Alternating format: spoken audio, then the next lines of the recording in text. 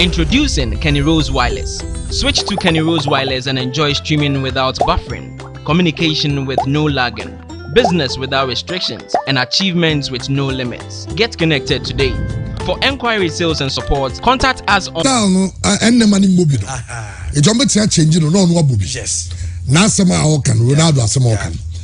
Okay, and the first way na yamra nsemnimu.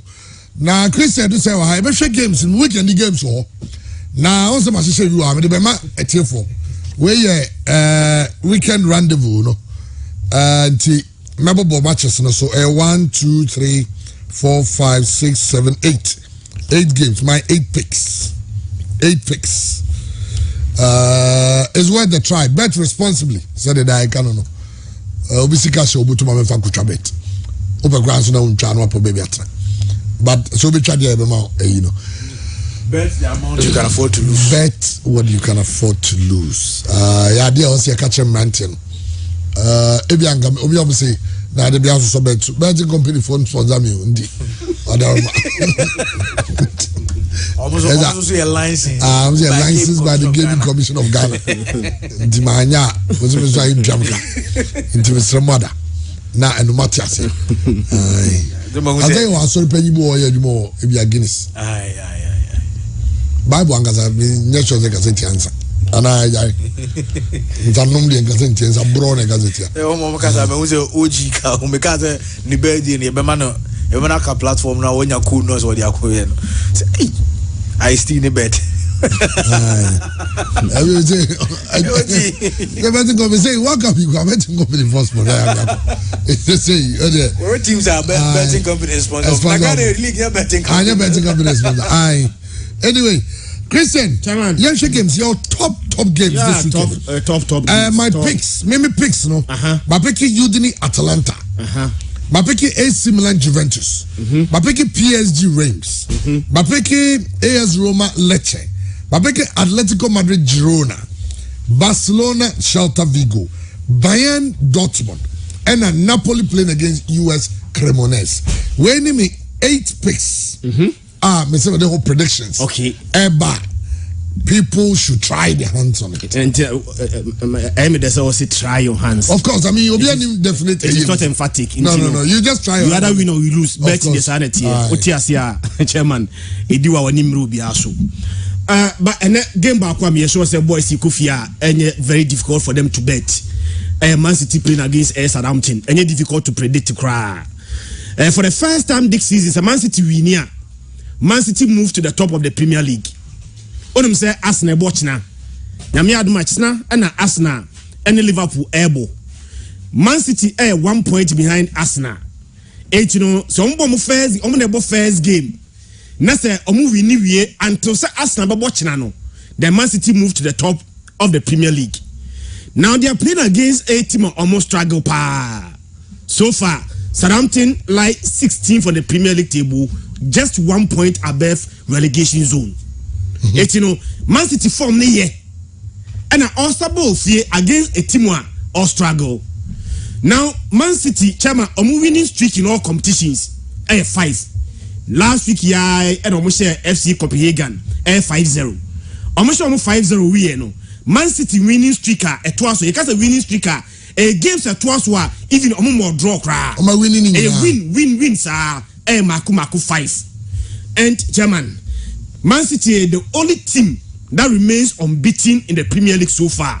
Even though say omna second, even though say any Man City and a lead table ni die. But our teams ni nyina die best in there on lose game in the Premier League now. Chairman Man City on a lose game so far. Now at Etihad, Man City is very cautious. The entire say game ni nya din die. But the entire may sound caution. And Man City ni say last season so open teams mienu a Man City entimi ansho mo a na ba ko ye Tottenham Hotspur. In fact Tottenham Hotspur City last season both home and away. Team ba ko last season Man City entimi ansho no Southampton. Chairman Mekai say o Etihad ombo 0-0.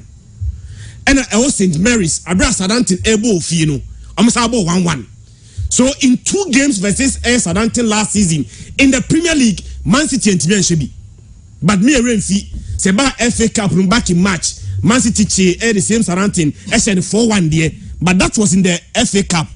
League Nankasa there in 2 games. Man City and me and show me. Now, Chama, so only Man City bo game one. Me assure say every team be we be it Real Madrid, Barcelona, Chelsea, Liverpool, all big teams. Me assure say only City ebe bo game one. Ehun kakra toso. The entire ehun toso ne say the last time a Man City elusu a game of fear was February this year. Abraham Lusu 3-2 to Tottenham Hotspur. Since then, Man City ako 15 games what he had. I only lose any of those 15 games.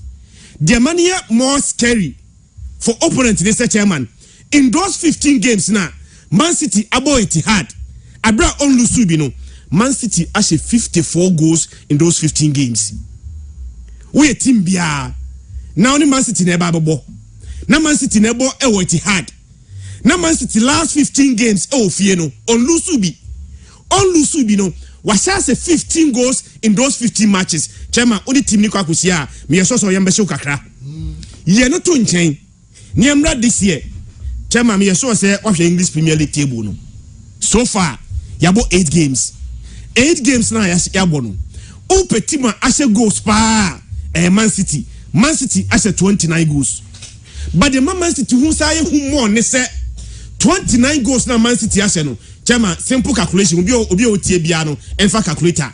Divide 29 by 8 games. You know. Amount 3.6 goals per game. Say, oh yeah, simple mathematics. The Chinese say, Man City ball game bia. Was more than 3 goals in a game in the Premier League. But say, oh boy, fear. Who more? Because 29 goals na Man City ashen. Chairman, was 20 in 4 games what he had. What would imagine? 29 in total. But that 29 no, Man City actually 9 pen away. And we have 4 games in the Premier League of fear. So 4 games now, Man City above fear no. Was 20 goals in those 4 games. In all competition this season, I mean league, 8 games na Man City abono. So the goal per game 3.6 there. So Man City above fear. The goal per game no move from 3.6 to 5. Because 20 goals in 5 matches.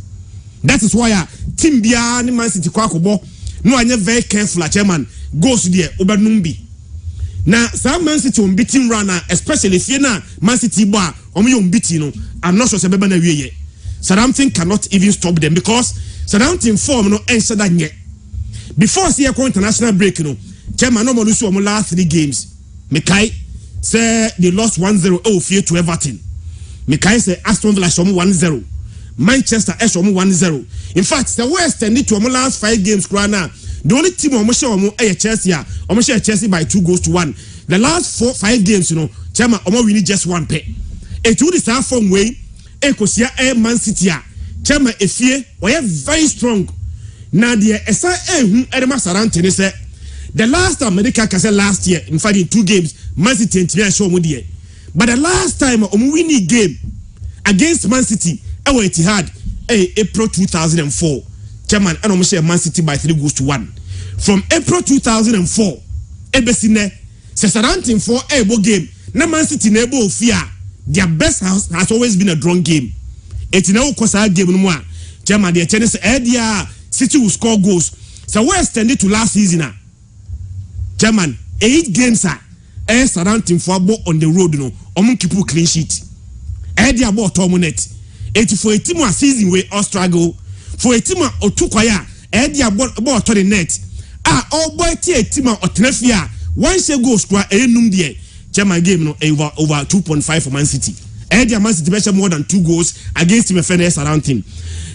Man City problems there, but me assure say because of the depth that they have, problems ensure there is no Kawaka, Calvin Phillips in Swapra, John Stones in Swapra.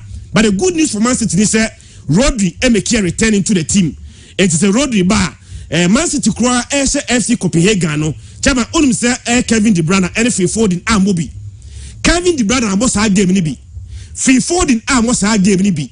But they were still good enough to beat FC Copenhagen by 5-0. Me assure say we have a coach now. not dream ne game no sumo. That is why he decided to say Oma Kevin De Bruyne rest. Normal branch Fred Foden and so rest. Say Rodri Abadia sa position na Ilkay Gundogan airborne. Me sure say Ilkay Gundogan is going back to the bench. Now Rodri abo. Now say Rodri ebe jina sign free for no more. He will be flanked by Kevin De Bruyne and Bernardo Silva. Chairman game na dindima Southampton papa because of the quality team friend Man City. We are not talking about Haaland there. They say Haaland will score goals. So far 19 goals in 12 games for team friend Man City. They will be goals, but the quality of the supply that come to him no any idea na Kevin De Bruyne will supply. Abrante friend of Foden will supply. Jagal is crying on the other side. He also give the supply. Bernardo Silva, so much quality. Even Cancelo and Subetimi at the supplies in Biaba. And they unse Abrante friend of Kawaka Pradia. The coach here normally says Kawaka Pra now only natural right back Biana. Chama no move Abrante friend Cancelo to right back. Now Sergio Gomez acquire left back. Ruben Dias is available. So Ruben Dias is available there. Chama Ruben Dias plus one on the neighbor. Choose between Nathan Ake and Manola Kanji. But to me, for this game, when I'm your coach, I will choose Abrante friend Manola Kanji. So I'm partner Abrante here. If any Ruben Dias, I'm only expecting Salisu to have a very good game. Salisu any Abrante friend Kalita Sa and a ball 4 and 5 and Southampton. Tom never handle. And papa. Mimi score line here Man City 3, Southampton 0 over 2.5 for Man City. Yeah, chairman. And I only mean over 2.5. Oh yes, yeah. Man City was, but I see Southampton. Southampton have always scored against Man City. Southampton will have a goal there. Chairman, they are struggling. They are struggling. I know. They are really struggling. You know. But Man City to score more than 2 there. Yeah, Man City win over 2.5. And I also say for game they say more than 4 goals. Over 3.5. Yeah, over 3.5. Over 3.5 in the bit me piece game. Okay. Chelsea Wolves. Now I'm very happy for coach Efreni Graham Potter because the first game was a Champions League game against Salzburg. We a coach Champions League in that. We coach relatively a smaller club. And now when you upgrade, every coach team the standard any expectation I was through.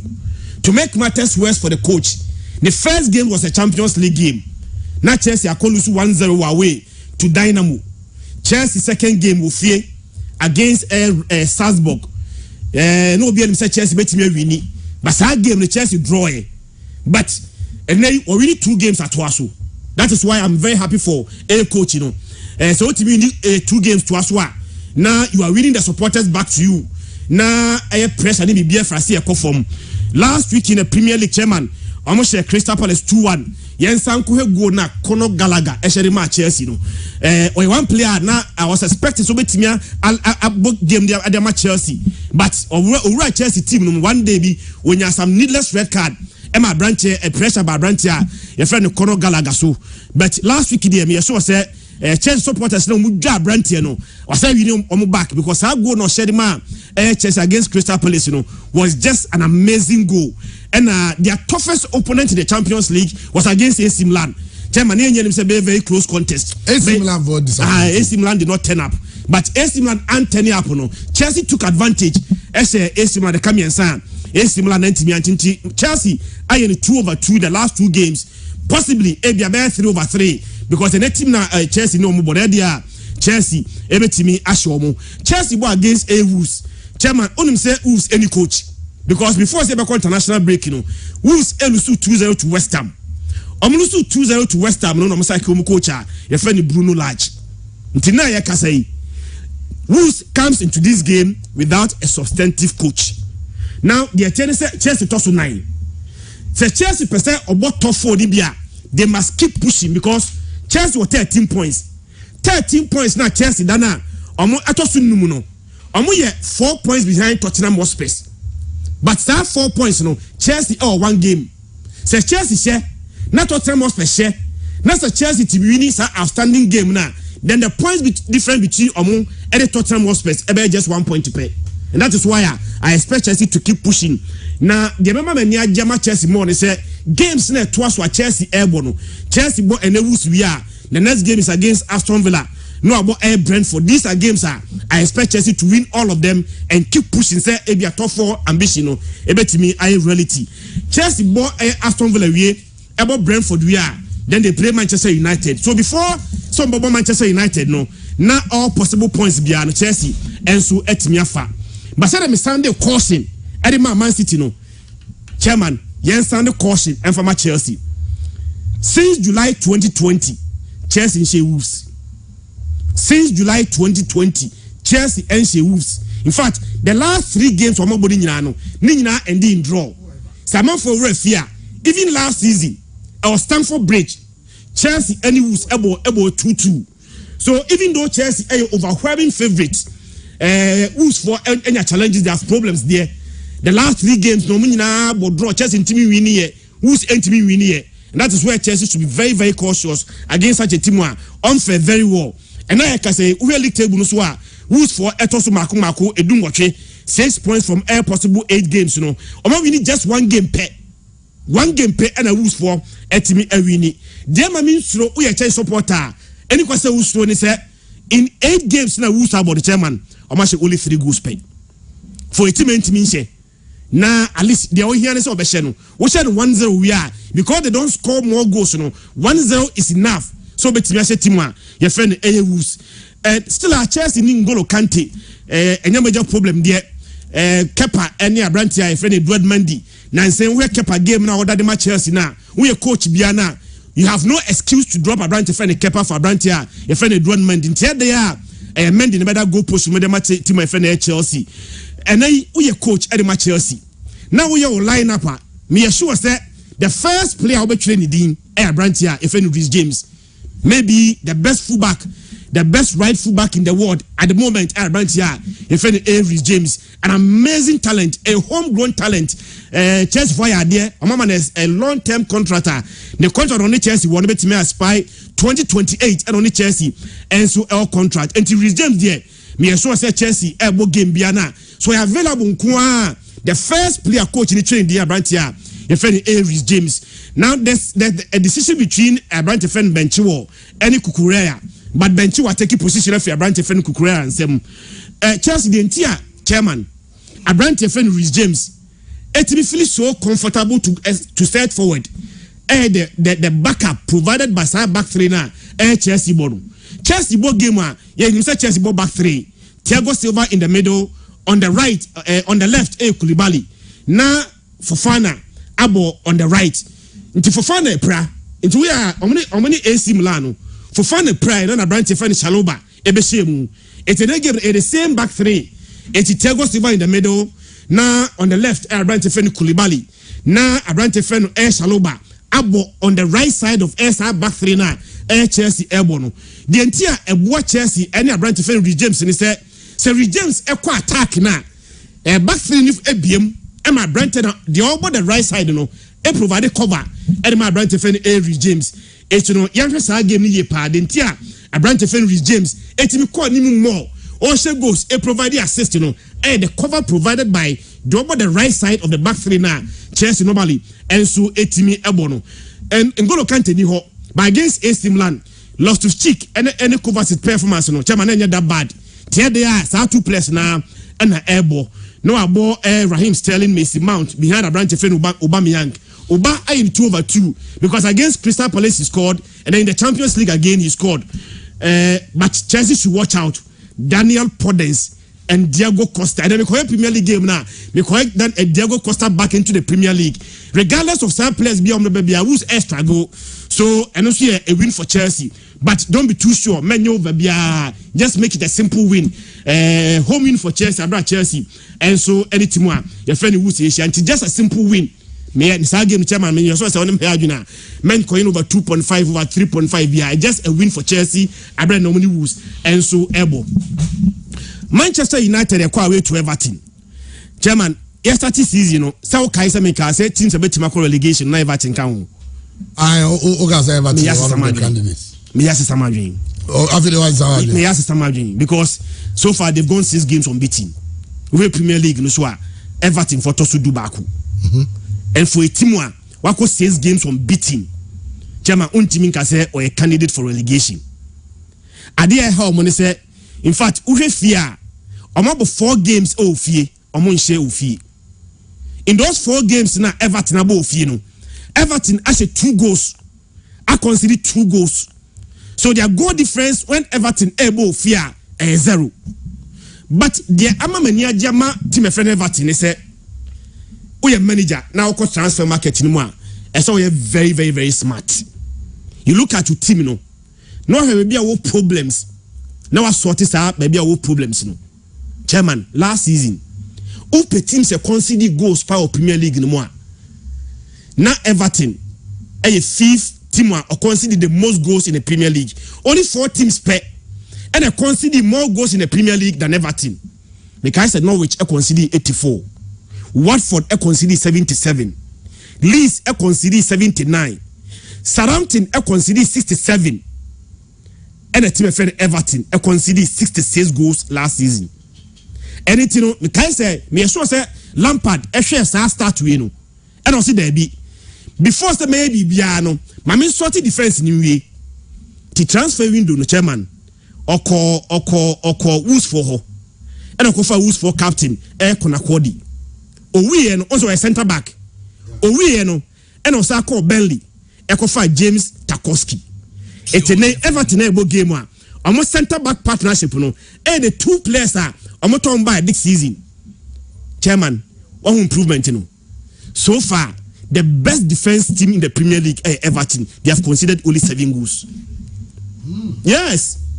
Man City are considered Sinomo. Chelsea are considered Sinomo. Arsenal are considered Sinomo. For a team that considered 66 goals last season, the coach had the problem. And was what is our problem? No. Okay.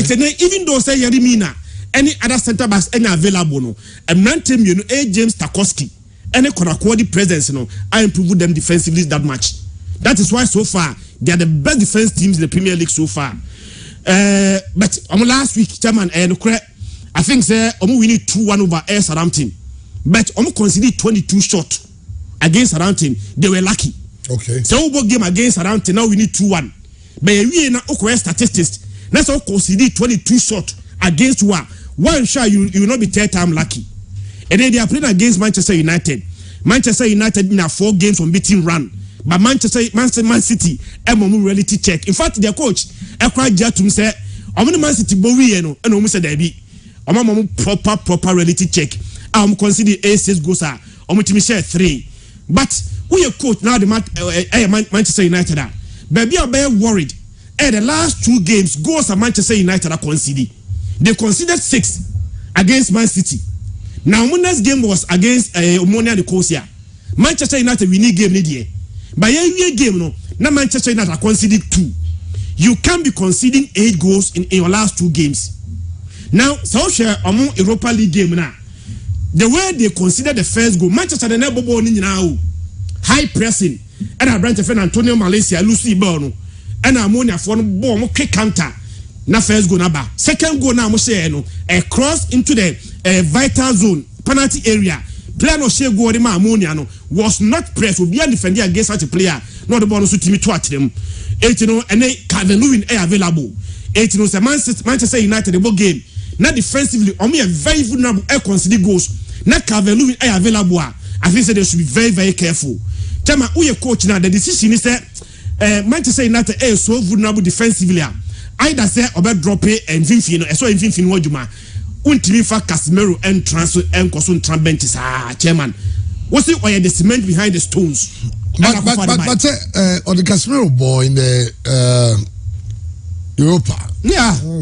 But Chairman, Salam, you saw say in a midfield of Ericsson, Bruno Hernandez, and McTominay. United are far too open. McTominay, yeah, dear, and me so say Untimi drop here McTominay, dear. But I saw the McTominay Becca Brantia.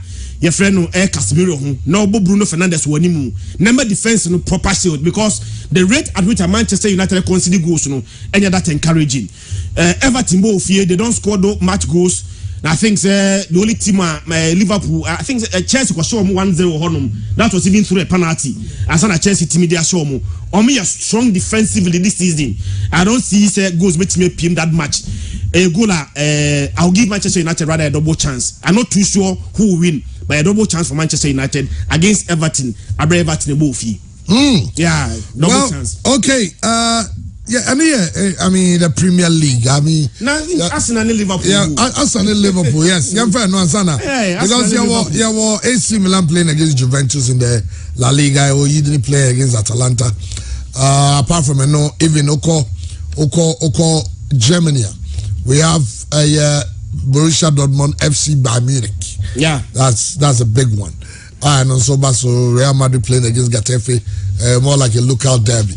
But of course the Arsenal Liverpool game and also Basel and then I also Shamo Arsenal league table no say mean chanto because the last time I'm going to see Arsenal on top of the table possible and possible to Arsenal will be on the table till the end of the season. It is also very, possible. Very possible. But very possible. Everybody Arsenal win.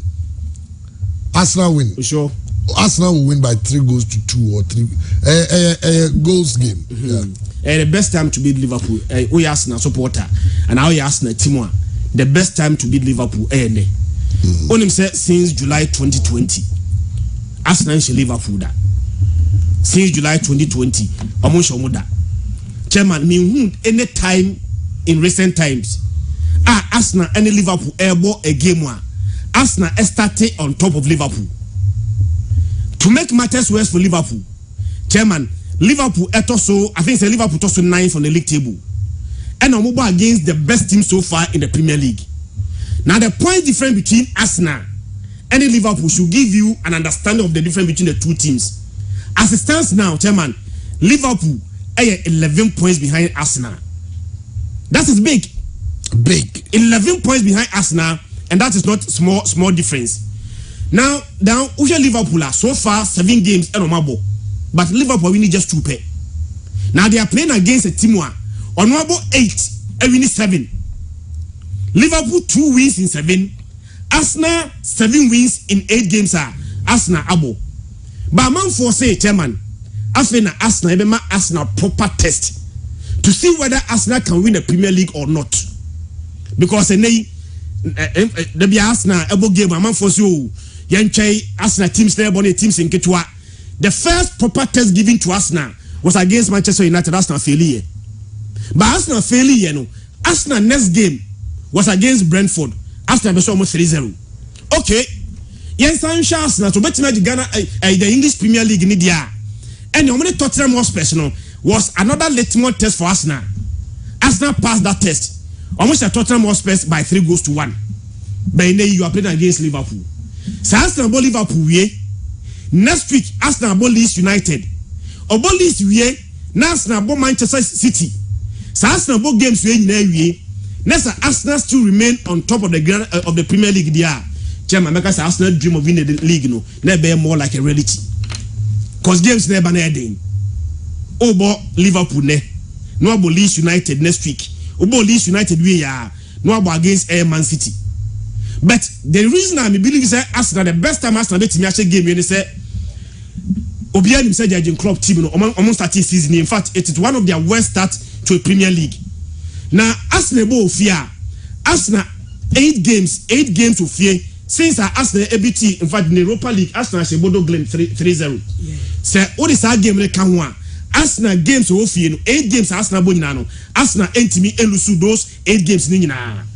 And Liverpool started season poorly. On the first 2 games, Chama 2 points. 2 points from their last 2 games, from the first 2 games of the season. But on the last 2 games in Sosono, I say 2 points per. You almost started season, on the first 2 games, only 2 points per. By nay, on the last 2 games in the Premier League, 2 points per. Surprisingly, Chairman, 2 points no Moniano was against Everton and Brighton. One team says 2 teams. But I could not Liverpool both against Brighton. You no number 3-3. Omni Everton was 0-0. And any game one Liverpool as we used to know them, the way I'm pressing aggressive intensity football. You don't see that in Liverpool now. And some about the same way they've been playing over the season there. I think say Arsenal will do Arsenal be ho adwuma simple. Arsenal ebo bodo glemtino. Na Arsenal ni was our game ho. Ntu we say game na Mikel Arteta make 8 changes in that game. Sa 8 changes no. Sa players ni in fact Zinchenko ebo tia Tottenham Hotspur but Orestino as in Sankuba, me sure say Kieran Tierney is going back to the bench. And then you bought as the team Nabaso. But one player or amazing why improving so much to me, Granit Xhaka. Omasna so much stability in midfield. Enti Partey and Granit Xhaka in midfield. Ben White on the right, Abrante Zinchenko on the left, William Saliba and Gabriel Magalhaes and so both 4 and 5. Baby a Liverpool bebre pano. On the right side now, as na attack home no. I want Liverpool weakness. Trend are not any cover. It's the Bukayo Saka. And now sometimes Gabriel also team dressed to side right side wall to create overload. It is Liverpool able game. No, that's a trend back. Next one match trend cover there. Sir Matt a Bukayo Saka. Any Gabriel also overload me create on that right side. It makes me cause so much problem for Timwa. Your friend Liverpool. Chairman, Arsenal to score the first goal. Arsenal to score the first goal. Because Liverpool 7 games, 5 goal, 5. I'm gonna concede first. So far in the Premier League, almost 7. 5. Liverpool concede first goal in all those games. Number 2, I can't trend at the trend as them. But in as much we trend. So of course, your only deficiencies. That's the weakness you're defending. But when he's attacking, he's dangerous. I'm for Van Dijk asem until Van Dijk so. I'm for instead more the chisa. But open Liverpool weaknesses this season, Van Dijk one of them. Okay. One of them. And so the good news for Liverpool is that our last game, I almost say Ranger 2-0. No. Ibrahim Konate was named on the bench. But would the manager have the confidence? Chema manager na Konate aba. Van Dijk has no problem. Are you going to have some confidence to draw Van Dijk?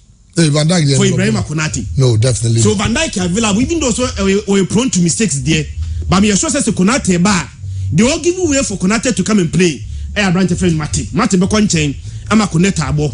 No Andy Roberts into Chimikas nebo. Chairman coach should have a proper decision in the front 3 na airborne. Right now, he need to choose between Fabinho and Darwin Núñez. Darwin Núñez so chairman conversion waiting yet. So I could turn any boarding. Oba no team convert him out. Do you drop him for Abrante friend Fabinho? And a new horn chairman Diego Salah Mohamed Salah nebo. But between Luis Diaz and Diego Jota, one who choose their can Abrante friend Salah. I am inconsistent. Pure. First class Liverpool boy only the front 3 no. Way me and Sanebo consistent. Benny, do I only consistent? I mean the time Mani Salah Firmino. Benny, the only consistent player front 3 no. Mohamed Salah. Darwin Núñez on and off. Firmino Bono are dropping no. Abrante friend Diego Jota and Luis Diaz rotation. So there's no consistency at that part. Okay. Say how Arsenal to score first, both teams to score double chances now. Okay, Arsenal win or draw. Sana Christian can go both teams. And there's a scoring draw or go both teams for Arsenal to win. Yeah. That's going to be an interesting. And the classic in Germany. German Bayern Munich against Borussia Dortmund. Bayern Munich toss to me and say 15 points. Dortmund toss to them 15 points. Two teams, the same number of points. But only Bayern Munich German watch the goal down they will score goals or mushe. And say Bayern Munich toss to me and say they are not leading the German Bundesliga table and they are not leading. But go and check goals or mushe. Bayern Munich has 23 goals and the best in the German Bundesliga so far. And then they are playing against a team watching 11. Now, some person who the proper difference between the two teams now, both the attack and their defense. Bayern Munich has 23, Dortmund has 11. There's a big difference. Yeah. Again, Bayern Munich has 23. No, we consider 6. Dortmund has 11. I consider 10. So both defense and attack, Bayern Munich is straight ahead of Timwa, your friend Borussia Dortmund. Now, Dortmund, two teams and you're consistent this season in the league. Yeah, because I say before I said Dortmund, I was Sevilla 4-1. Now Dortmund, I could bear 3 games. No one to be winning. Because I lose 3-0 to Leipzig. I almost say Schalke 1-0. And Cologne by 3 goals to 2. So before I said Sevilla by 4 goals to 1.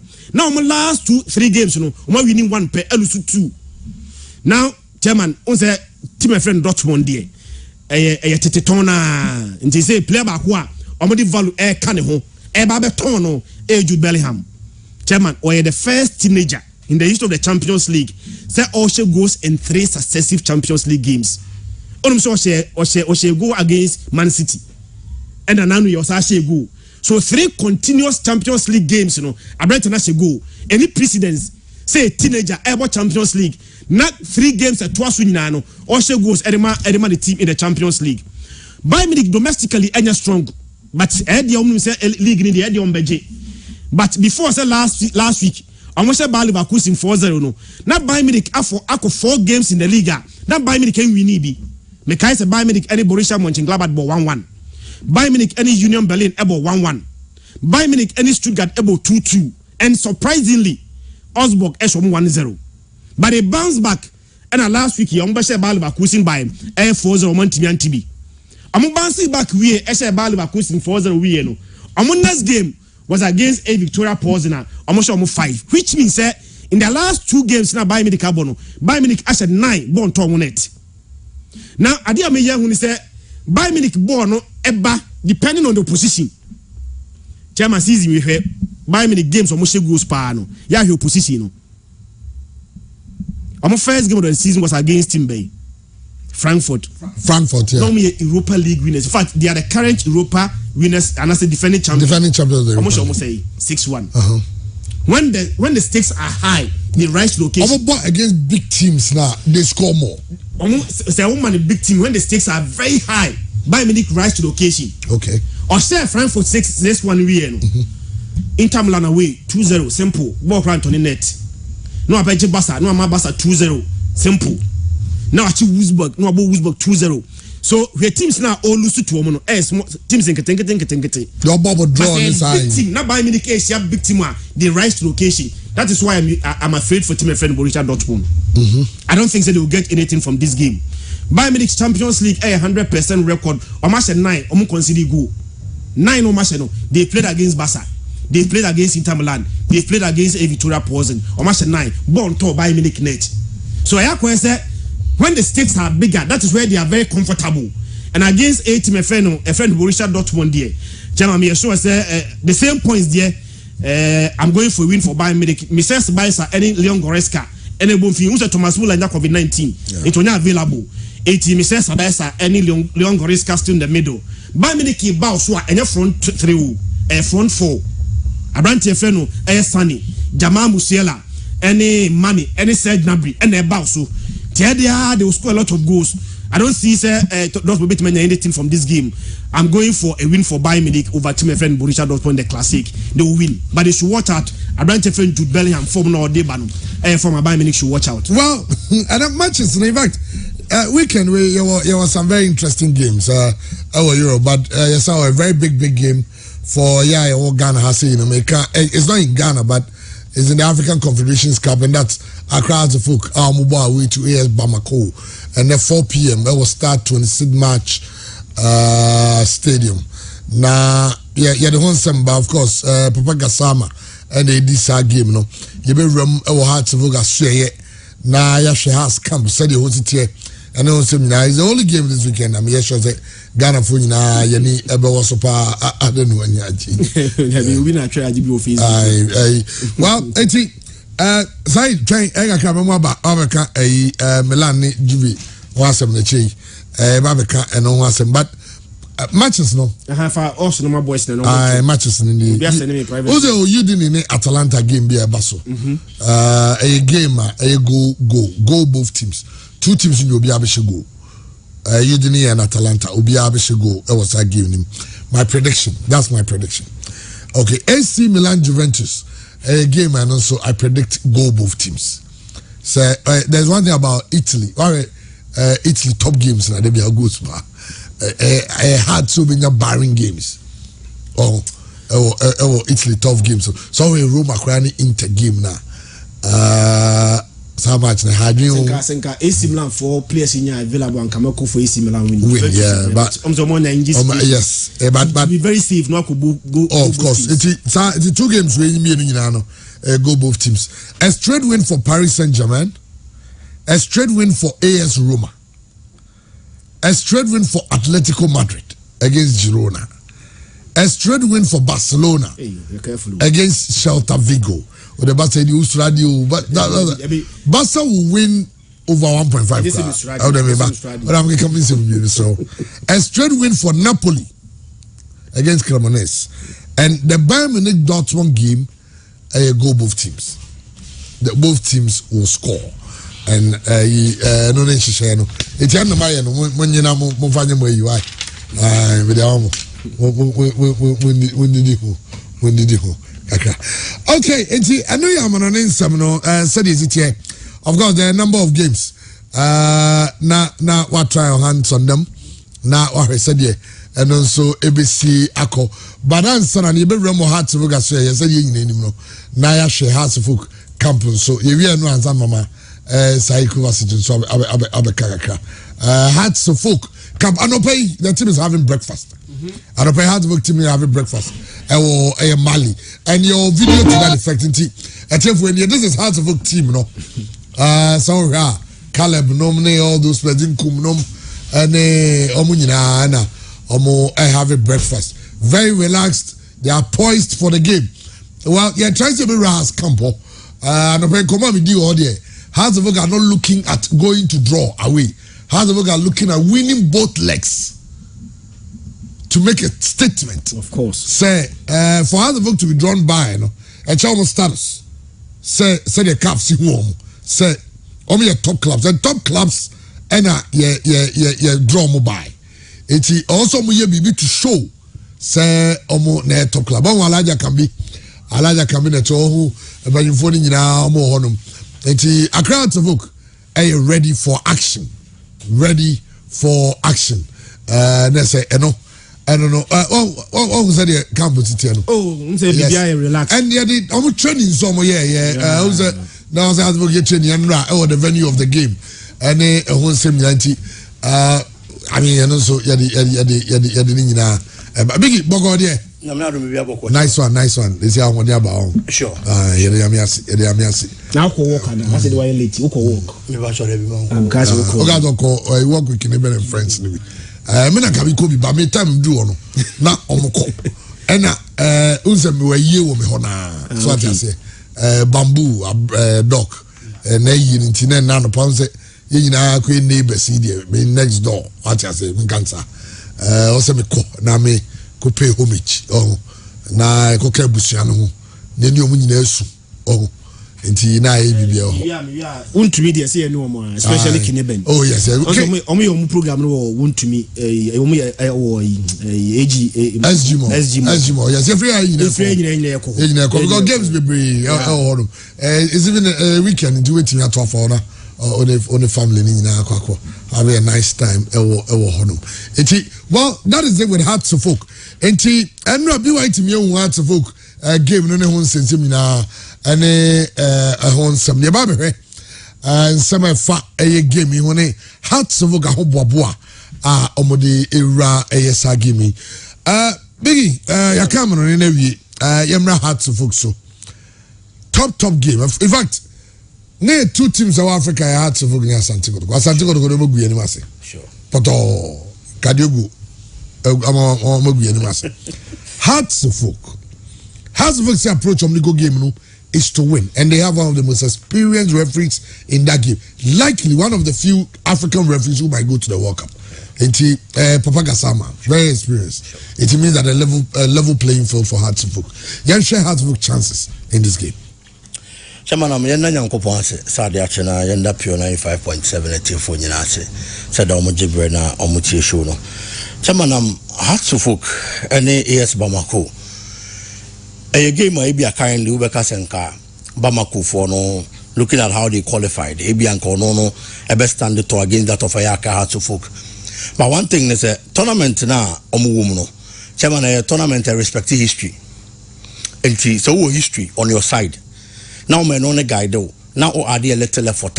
There is that higher possibility to be to me I qualify the expense of the Okwakwa Kushiano. And then a BBI. Nanka Hearts of Folk any years Bamako Okwakwa Kushia. Straight away, even without kicking the ball, Hearts of Folk they was all picking as the favorite.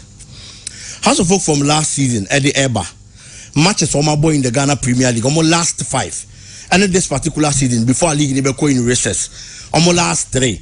Omri kwa room na den the man has to focus on pick a win and only that ho or AS Bamako so the other side on also the last 2 matches our boy in the confederations our dinya qualification our baba besia had to focus no in those 2 matches when Timi and share a single goal it did as much as they had to focus there no I difficult to league no so mobile winning their last 3 games no AS Bamako so last 2 matches I configurations no a single goal can point Timi Shebi had to focus there no in those 3 matches what Timi has 2 goals it is a hard to focus Timi managing goals it means going into this particular encounter or you because the league near different from the African soil but had to folk a ball in Africa now and when you walk over and can do a bit so the cast but once he didn't play in the last 3 matches or 2 matches our ball which was in the league certainly a bit so the aka and per that that's a machine number compare the 2 it means they have to folk 8 mission goals than that of Bamako chairman the game we more a gamer said in American history outside Kumasi Asante Kotoko ene RC Kadiogo ya tena hano mekaye sa 79 asembi siye ema Kotoko timi tu kwan kokko sheye obetena ho ma ye ba be she na ema ye the penalties yi ni free history no na wo ho Kotoko ntimi anye ho hwe etena asema history ni repeat itself because the tournament respects history has to focus a history of qualifying against Bamako they've met before has to focus in the north and answer the edge over them. It is certainly so Baba be rem this time around. Now so mummy Indonesia. Nipa obetimi apeke say also qualify history on his side. Had to folk team no. Chairman baby be deficiency kakra dey had to folk. Coach Oba handle team no. I am not saying say Okulu is not a good coach. That is not what I am saying. He's a very good coach. So Oba prosper na te oguma baso Kumasi Asante Kotoko. So Oba ye adwuma pa de ma Kotoko. Eji league ma Kotoko. And you know now he worked with certain people and now papa make an asemika home. So clearly he is the man but behind the scenes a Juma no money actually how good they were on the support prosper. That is the only deficiency in the heart of folk setup because last season someone board na Africa na nye farmer no. Someone board even before going to Africa granted certain interviews. I can't say France mutim Ali mutim ni nyina 11 so no had to focus na so he's sure and confident so she omo betimi ni omo betimi aje omo it was because na omo Africa ni bida he didn't know how it was it no can say keke but then I'm sure that same coach so man opportunity so on kasa for Africa ne ho asem no kan last season and so no ko remu Africa na me nya sure so be kasa ansem ni biom. And to Oboye no, we're gaining that experience at this particular time in Kebetimi Abuano, now pushing what I had to folk because certain mistakes or I never be uncle, I am not sure. So this time around, Kobese repeat the same mistakes. But after gaining that experience, had to folk in chain, sacking a coach is normal and Kenya problem. But there are times that you have to look at the timing of the sack. What go for the video Kluaba? So Opamo Samuel Boduno and I want a quick accent fix. I will be out in the Baba Beshe, who is an upgrade. And on the Baba Beye Juma, people wouldn't complain. But as we speak, has to folk any head coach. David Okruni Amanai, an interim head coach for has to folk our lead team in the Ako. And today again, what's I to call Chibium? After sacking Samuel Bodu, after a year, we're gaining experience for Africa. You've gone in for somebody else. On new experience, and the Okulu said last year, time man, that's Samuel Bodu for Africa. Pure FM. And that is the only deficiency. But apart from that, how to folk team lower quality. If only they set up our chairman on the needed results. As we speak, how to folk it are the best central defensive player in the Ghana Premier League. Mohamed Al Hassan and Kunedu Yadom. These guys have the quality. Mr. Chana Yebobi Chenesene. Ghana team qualifying as a Chana. Na Ghana for any after so many years of missing out in that particular championship. Ghana near to me as I represent Biuma. And these 2 guys are making one same almost in that success story. Left back Ubenya Dennis Kosa. I'm found say Imoro Nanebo. The Dennis Kosa Imoro argument at the said the old line of Messi and now Cristiano Ronaldo at here. Now who catch Messi fans say Ronaldo in Bobo Messi. And I'll catch Ronaldo fans say Messi in Bobo Ronaldo. There is no way so Omobejiatum, Omobetimia Diachiniana Mariache. Last season, even when Imoro was scoring, na Kosa Enche, Imoro was giving assist, na Kosa Entiminye Bimpono. Still, people defended him because on also on the quality of Betimidia on board, now board has to folk set up. Et you just way. na say Morocco no na baba be hwa it is a perfect replacement and certainly had to focus kire wonom no ono na ebo honom Morocco ye na our father position in the Black Galaxies a chain quality our no to kita honom e two of these three players e wo kire wonom omo for hard to folk almost go for Black Galaxies there is that cohesion and understanding e wo kire I need to have to folk Kenya problems on the right side. I am very confident say Samuel Nkum will be in our position now. And Samuel Nkum experience in world football, European football, about to the highest stage. Equated under 20 World Cup, about the World Cup in United there. Certainly, how to focus a rest assured say, you don't only in our position now. That's a Juma in defense. I also will be commanded the back line. No orange yomo said they be a boss into me mama metono. Samuel Nkum is going to be able to do that kind of job for Yaka how to focus team now. I am expecting say because it's an away game. Now coach the being results no he should use Caleb Amankwa as the defensive midfielder. Daniel Kodie yes he's a good player. But player what's na nchen afin wa recover. What mean for when him to so. Dey be impon a chest or that form and sana or the plano. It is certainly playing Daniel Kodie at that position is going to be a very big gamble because nobody knows the kind of performance or the Bema had to folk. Etu Caleb Amankwa who is active and playing out to me boss our position as a defensive midfielder. I believe the coach should put him in that position as a defensive midfielder, not say a central defender no. Said whenever there is pressure on the heart to folk team, on only bet me a drawback. No baba be shame no ya Jumadiama had to folk those to pay him. Meko for Gladson Awako and Suraj. Suraj is going to give you that spark of creativity. Obi obe carry ball no be weave it through. A creative spaces and the amani teammates are Juma wom. House of Folk is going to need that. I'm not expecting some a lot of possessive football. Oko away. That's all here results are. There is how to set up our to be one the needed results. Gladson Awako has experience. On only be Jilen if you want to commanded the midfield. It is our experience now Awako to kita.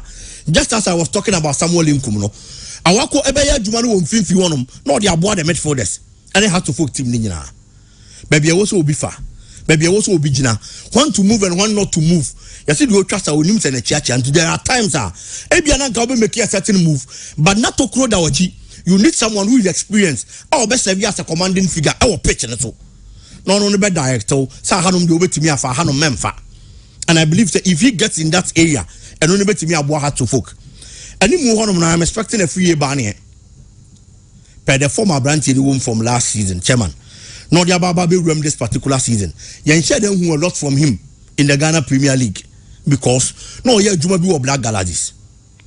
But a 3-year ban here now in his full element is going to be the trump card for Accra Hearts of Folk. How he's scoring goals from last season. This season he move for the local Black Stars. The Black Galaxies, he's been getting the goals. It's your branch goals one in ano. And have to focus to me afford it. So I'm finding this particular encounter. On only Jinema, I'm expecting Kojo being junior. So no to be Jinem. He's one player who has quality, but coach is about how to focus into me more branch here. And man realizing to the full potential. Aukita. Okay. He's a very good striker. Striker Juma Yen kita ball. Yen dash into spaces. How to position ourselves very well. He has it. Aside to me ball on the flanks. It was such a person who he gives you a lot of options. The movement fast. And more pressure attack and so. When the central defenders of Real Bamako decide to say market this player, he's going to drag them out. No one utilize these spaces. One man and a super bomb for swap and therefore Accra to folk should be Junior Kaba.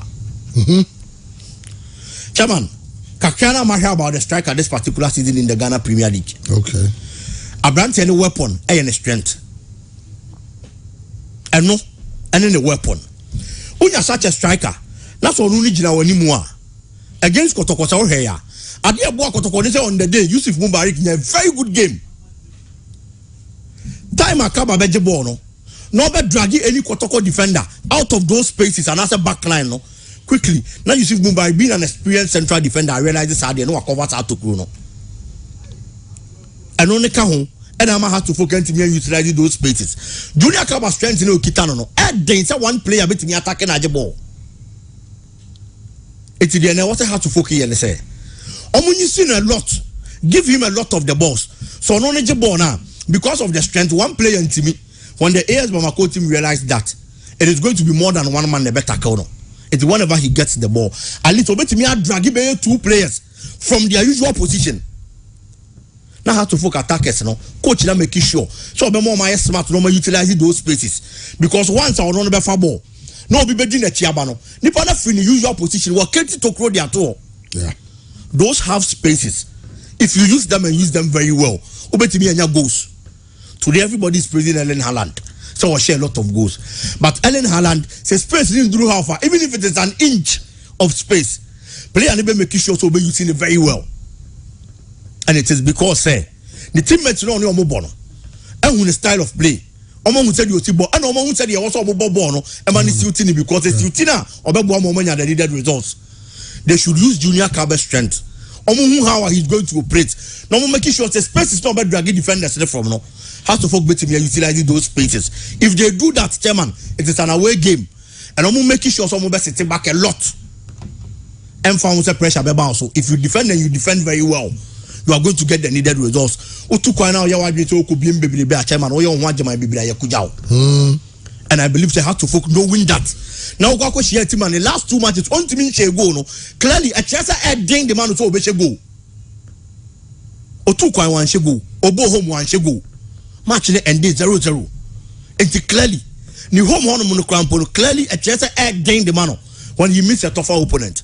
And I believe they have to focus central defense now. Looking at how good they fed from the Black Galaxies in the league and everything to this time around. Certainly bet me a hold you. And if they do that, have to focus at least is going to get a draw. And I said so mobile Lucy Crampona shouldn't be with more than a goal margin. So to be yes I know how to focus. So no need your best year. That's what here results in Quadia. This is the team on this St. George's. Walk away, no quality 4. No, see your Baba qualify. No about 3 Gumenya penalty. That's St. George's for CM Bobium. And I know that if they get a very good scoreline while we are, has to focus you good to go. And that is what they should be fighting for. Because I'm Befia chairman, a better than you for Hatsufolk. Okay. Hatsufolk there, all they need is a good result away. So many results no away. Trust them. At home, sure. they will deliver. Sure. Okay. Christian. Yeah. Hatsufolk. We are still Obiabe mistakes. We mistakes are. The way forward is the lessons you pick from mistakes in our way. And Nelson Mandela say, the coach will say, I don't lose. I either win or learn. Yes. Yeah. And you know, how some folks should learn from what happened to them last season. Maybe I has free more all the Champions League and the Confederations Cup has free more away. Has won every game of work fee. See fear has winning but has boy fear we know away na chairman you see sometimes that Daniel be pragmatism for your opponent and give respect to the opponent, especially in African game Messiah away game and kwayawa dream so betimi na bo wo quality sene nti no wo kwa kogina toe to toe wa onimra wo so no na chairman obi agu team no etino work energy the Europa Cup the Champions League last season. The only team that beat them last season has a folk. Two teams in it. Almost two. Has a book and another one, yeah. But has the shade of fee. Yeah. Yeah. If has a folk now only good enough to beat the eventual winners of the competition. That's has the free more and because of how they played their games were away, and they should be guided by it. I'm sure any name say coaches assistant. But me very sure said the video cloning had new technical team na ebano. Omo hwesa videos na omo ball away games last season analyzing that games and saw the mistakes. They should correct them. Because me has to focus di. Say has never fear dia. Say resource has never fear na resource has to stays in the competition after the first leg has to qualify to the next stage. Because any ding enya yenuanuma ejeju omoso ama trimudentino jama uba has there say olusu 2-1 krana Hearts will still find a way to qualify. Abrobofi. Now, there be a say a Bedia Kundi Fatana Wakono. Yes, ya two din Bedia Kun. Say Dino be relevant. A brand to Quaban. And also a Bedia Kwa Miu. Yes, we are saying say has to focus on the best defense line. But so far in the Ghana Premier League, I am not seeing that. They must demonstrate for everybody to see say the best defense line has to focus. If they go and defend like the way they defended against Atletico Stars, a big disaster. Yes, there is hype around defending Kunadu Yadom. There is hype. But some petty mistakes now all you know. Or your mistakes against Asante Kotoko. Kotoko did not take advantage of it. Mukwala, yes, Anka Mukwala Paneshe has based on his mistake. Before that game, now Brenton Akomi acquired mistake against Olympics. I'm Olympics at the same go to your heart folk. Yes, there is hype. Ya hype Kunadu Yadom. Last season, one of the best centre backs in this country has folk or the best centre back partnership in Mua last time. Any Kunadu Yadom, but Bedia Kumudi a Fatamwa, Yamuna Kununa Miadom. So I'm going to defend the na. Yamiano Nukreni. So when names na has already watched on mana. Samolim Kumye far too experienced. Played for Santikotoko, Blasters, Wabo World Cup, Wabana 20 experience there. See, Edibicha and Kamiyaso so Tibia has book place maybe because he has it in abundance. Daniel Kosa on the other side, best last year there was the debate between Ono and Imoro. Not one of the best left back. Yeah. But say Moro knew what they are in plain there. We are the best left back in this country. Dennis Kosa. To justify that assessing Krano, Dennis Kosa and a bottom in left back. Pure FM. Most cases, even Blasters Krano, we made a case for him. Emanable Blasters into a branch about the main Blasters about a chan team no. Chairman in terms of experience has to full fullbacks no. Omo. Etimu alasa ni kuna du yadom. Organization of the backline critical has a film Africa last year in our way, and because of the goal they conceded, Intinama has film no, and things that the bigger responsibility lies between our backliner or Mobono has a considered more than 2 goals. I'll be extremely disappointed because of the quality they operate. You have Unkum, you have Mo Alasa, who are Kunadu Yadom. Now the Niskosa, Nasa ya well game, Nasa the big Ikano, coach Nibeti. No, I said Bokaliba Mankwa ahead of some players and Nina. I think that they should have enough protective shield. Has intimate consider more goals. Now, a balance. Now show any because in game, if you don't score, you don't win. A basic winner, you need to score. And one thing among us, Hearts of Folk inside intimate and say the chances are created by Hearts of Folk and we show them game against Diana Stars. They were creating chances against Olympics. They were creating chances, but their inability to take those chances. That is why I know greater responsibility lies on our front for the free banning. Because in those games, na free banning on national duty. But we are sure that free banning we have grown to know. The free banning for House of Folk last year. You have no Chan Blaster the intimidation because of 1 minute 30 seconds when the Blasters. But for Chan. Any last season there, I think that when the opportunities are presented for free Bania, you'll be able to take it. Glassing and Wako should do the proper distribution because our game one shot you're not going to have so much spaces. It should have little spaces with creativity there. Glassing and Wako done the bit another player where experience Champions League, Wabo TP Mazembe, Chan team captain. In terms of experience there, see a Kasa Inkumobi, a Kasa Dennis Costa will be. A branch of friend Glass and Awoko also was so much experience, especially on the African continent. And such experience, Yami Adama has Bukuna Faso, Abra Obone. When the chances are created, they should take it. Made my main prediction for House of Folk and the game, they said they should stay in the game before the second leg. One should not 3-0. You are not in the game anymore. Second leg, just a mere formality. You just need to appear because qualifying after 3-0 defeat, makes it very, very difficult for you to qualify. But 0-0, 1-1, 2-1 crowd loss to be crowd now. You are still in the game before the second leg. Results in Biabema has to folk are still relevant the second leg, Biano. Chairman, I'm for it. And I think the experience has to folk what day. They should not disgrace Ghana again. But I couldn't go in Massey. But we found also. Okay, and that said with Hearts of Folk, I know, sir. You may be lines now a team for Sabiman, of course, then check. Mention command so kaka, Jumadi, so any fancy apple cider for mention come well, Jumadino, Cosono, but hearts of Diano, and Yade Honsome, and so a minim of prediction there. Who's it hard to I mean, find out because I'm sure that I'm forgotten to be.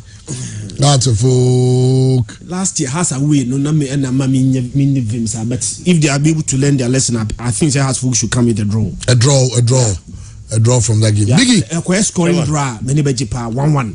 A scoring draw. Now, Usa will go there. UEFA na year film Africa there. FIFA no that. Yes. UEFA Champions League. UEFA for na year we go from Africa there. I will go there Juma. In the House of Football draw. Now when Africa they are very relevant because so hard to go by Mali or Mugwane go. But don't say UEFA there no team no go ni be there actually. A chance of move. So the scales are balanced. Yeah, the crop because Ubetienya your friend say Ubetienya England playing against Hungary. Ebia Hungary. But England for be Hungary no. Or Hernandez one ayema. Yes. England she go did that to because they go home cry. Aha. It's almost the end there. England is playing kwa for instance ebia France versus Netherlands. A train as a train 1 hour 2 hours what do all the meet I'm for flight 1 hour do 1 hour 15 minutes. Train, what if I 3-4 hours? Kwa what do? It's on me ako. Bahano, how's it go? Bamaku omunkwa. Ayi for be work. Ayi kadego for be omunkwa. It's hard ya we go no the unya. No unya. Yes. It's hard the way juma. Hard the way juma.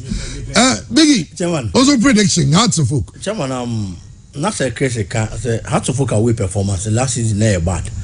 Yes, that's a fact. But Chairman, one thing they say. Your clubs in the DB America say your corner of Africa pa na ya yebre. Your corner of Africa yebre pa. It is all here last season omu yi had to folk free money na. Away results na ye bad no. It was from North African sides. JS Sauda. No you had to folk work no the ama had to folk. A lot of goals no anje no abafie. But you kushia black Africans na mostly aya na ntisa. And I'm expecting say had to folk be take advantage of that. And Chairman Africa football no we first you have an advantage. All these things surrounding the game. How to fucking make sure say how to feel say I buy no more in the year because Mr. Norman Sanka we buy for that Chairman a bit worrying. Because some say I'm gonna compare nyano kotoko for no kotoko nsa come $100,000. Yes. And so come communist you are scaring by. A bit worrying. And just minim I'm managing to make a minimum. Say a hard book every month. That's on first kind of moment. Sikandi was on the Mahas. Okay. I was on this kind of moment, Chairman. Because the Oyama Yoko ye, no be Makokozo ye, or trouble for ma. Yes. And to be from Makotoko. Now you have to folk. You are being biased, oh yes, sir.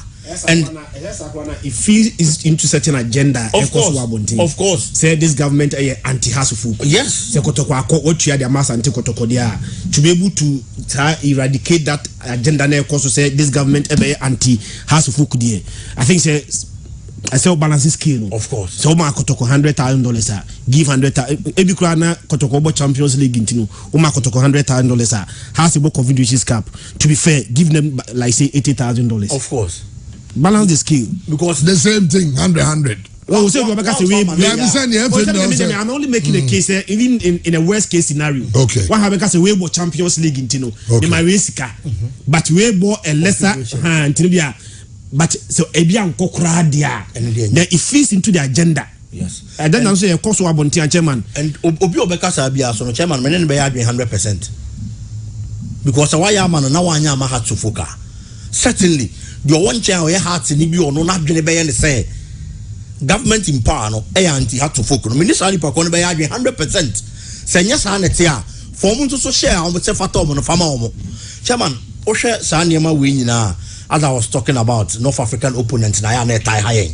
He is an money free man. For me, AS Bamako, I believe say any side there was that threatening to a hat to folk team now. Ekito almost and based on all these factors, had to folk at least chairman.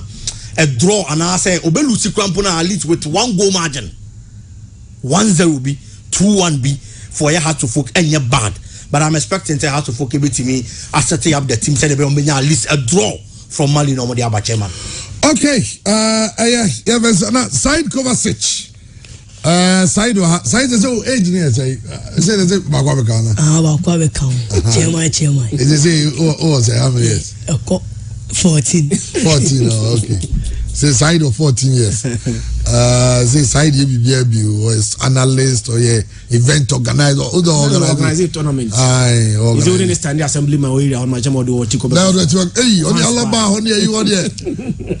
Side covers and fans or side na Bibiama call. Chairman Bibiama. Weekend you similar Juventus. Yeah, and your match to chairman.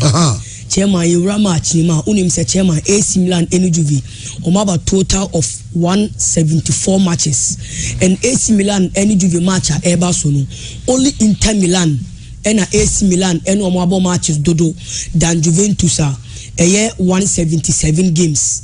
AC Milan Juve abo 174 games in total and AC Milan are 51 and your draw 56 and Juve so are winning 67 of that games and chairman and the game eba so no be nioma bebre and el cost game nim and same bebre o game nima e din na eba chairman unim say AC Milan akọ unbeaten in their last 5 games against Juve.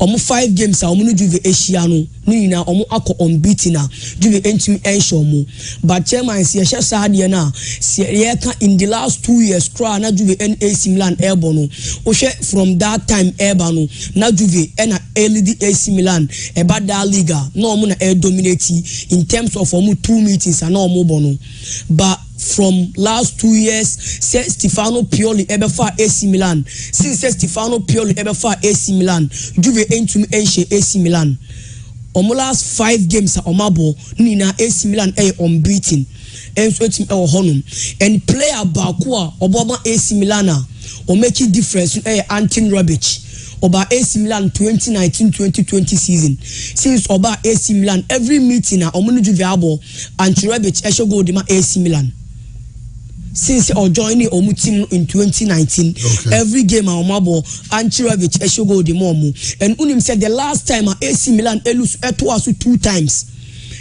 Italy no the last time omu elus etwasu 2 times 2019 those days na Marco Gianpaolo coach AC Milan and omulusu 2 times and unim say chairman AC Milan last game against Chelsea omulusu 3-0 in terms of injuries omunya a brand bit say Mike Meginan goalkeeper injury obi te say Tio Hernandez Alexander Selemakers Davide Calabria omunina injury. And the last game saw boy in the Serie A was San Siro no elusu 2-1 against team former Napoli. The only goal scored by a brand side fan Kavi Kvaratskhelia and a man Napoli da win no and unim sa chairman AC Milan any Juve nkwadie sa game enye game ketwa and AC Milan but this game alusu ba Juve last game boy no win 3-0 and almost at the ever game win and unim sa chairman Juventus and AC Milan Juve alusu 3 consecutive games before the season here. But AC Milan nkwadie last 6 home games win bi the last time lusu game against Napoli since coach Stefano Pioli ever fight Pioli okay AC Milan win and I say yeah, only makes me AC Milan win, but AC Milan players are more injured. As a dorsal kakra. Okay. AC Milan starters Tio Hernandez on any day if so or a fitter left back in Nedia, Mike Meginan post in Nedia, a brand to be to say Salmikas game no bobby, and Omunina out, but for Juve only 2 injury situation. A branch from Pola Billy Poba and Federico Chiesa.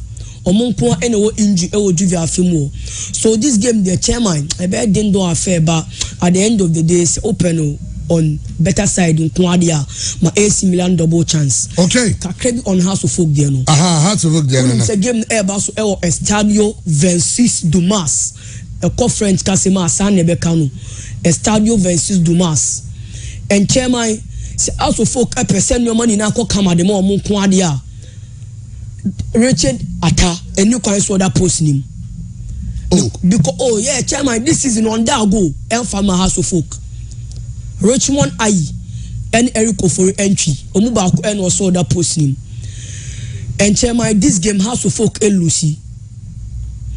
Cause in terms of experience, House of Folk Eobi, Eche, Real Bamako, House of Folk back for no, Mohamed Alassan of Ghana Chan team no, Konedi Adam Abobi Pay, Dennis Kosa Ako Black Stars, or Sabo Ghana Chan team no, Samuel Inkum, their chairman, European football, African football, and even Ghana football no, what do you think to my pa? And glassing our co for House of Folk. And chairman, Mimi who say Bibia Echo House of Folk favor this game. House of Folk any Bibia on Belusi. This game a House of Folk win. Win House of Folk. Win House of Folk. Okay, I don't know. Yaman Kwame could say the worst for House of Folk in this game will be a draw. It's a very difficult time. But then because I'm saying I had there so for me I think to the playing body, no, they don't have any excuse. They don't have to go there and perform. At least no more sure say playing away, no. A bit more modern. Because of not get bad. But they should have to make sure say at least no a bit more draw. I think they bad. The most important thing is about they have to have that determination. Say whether coach your whole coach was here. So that is the only thing for me can tell them. So let's forget about everything. So we will coach for now, no, and then once someone here car about one of the first of Abebo, I get you, I'm not supporting Yaji. I'm not gonna see I couldn't. So for now, no, as I was saying, we don't have any excuse. We have to keep playing and make sure that at least in the way should be drawn. For me, if I'm in the team, that's what I'm going to tell them. Say, you need excuse, but you need to be at that. You know, I was saying, yes, that's it. Okay, I'll say excuse me anyhow. Ninja has a book shoot. At least I'll say as I nyadi kra. I'll say as a book sa. Omunya a draw in this game. I will say don't necessarily anything. I don't say normal. So they got to go but has 1 year. If you say has, if you say can you go 4 has sorry, AS Mako 4 has nil. You know I said my game in your day. Of course, I mean, say, and I'm but there no problem with.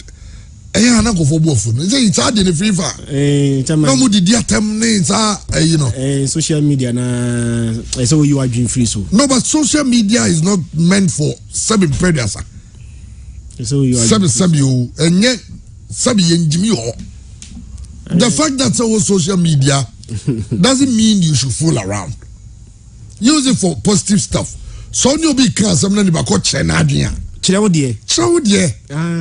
insult the person. I say dear. Is it what I do? I know me attend the show.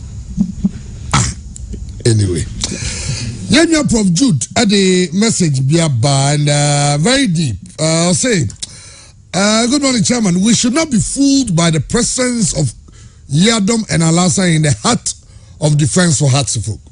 They, that is Mo Alassan and Claude Yadom, were largely protected by the presence of Kasim Razak, who is a masterclass when it comes to mopping up danger in front of the back four, and also has the niche to control the midfield by using his intelligence and strength as well during the CHAN qualifiers. Has lacked such a player in the team, and that's the main reason they look porous in defense at the start of the season.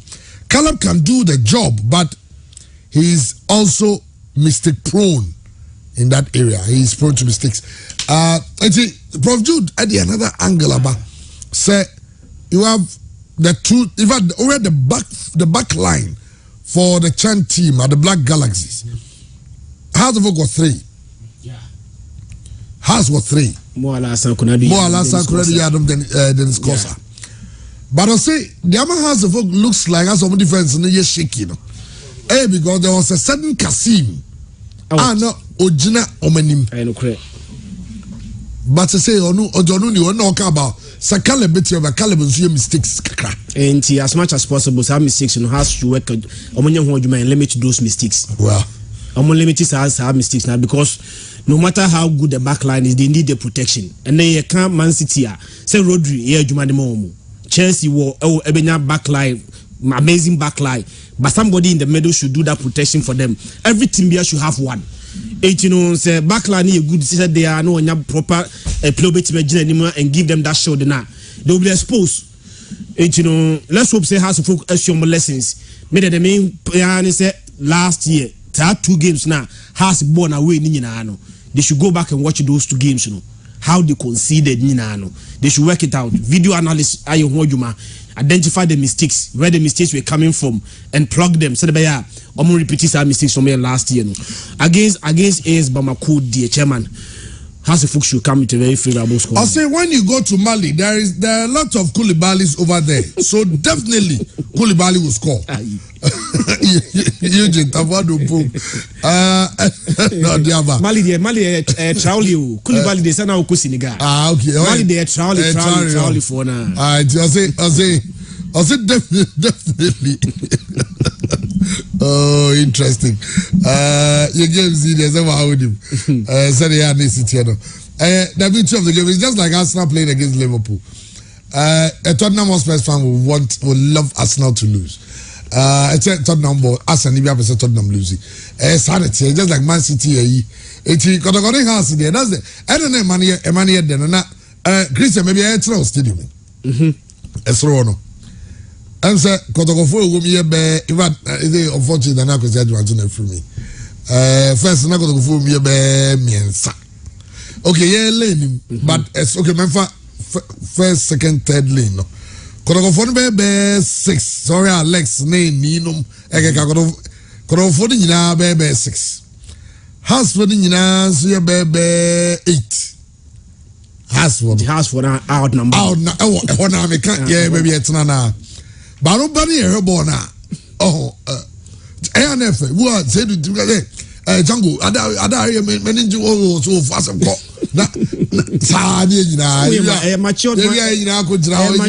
Mature people now. That's the beauty of Mekai Bassa any Chelsea game na Iniesta Eshesa go near the qualify ko win Champions League.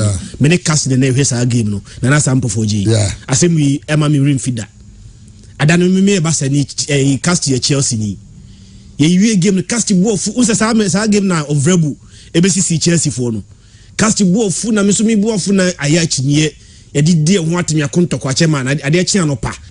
Nipa obenya na me se me sori me nkudidi na cast a day before na yakon because of Chelsea ni Barcelona ho.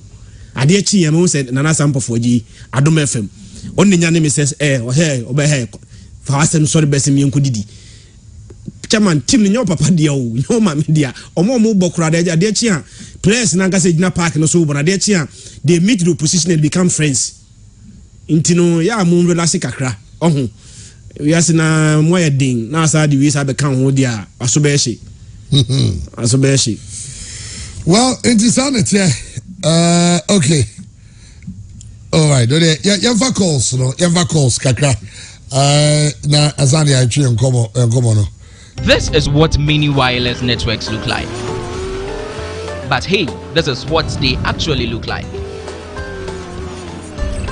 Introducing Kenny Rose Wireless. Switch to Kenny Rose Wireless and enjoy streaming without buffering, communication with no lagging, business without restrictions, and achievements with no limits. Get connected today. For enquiry, sales, and support, contact us on 020-8282-810. Visit our website on www.kennyrosewireless.com. Kenny Rose Wireless.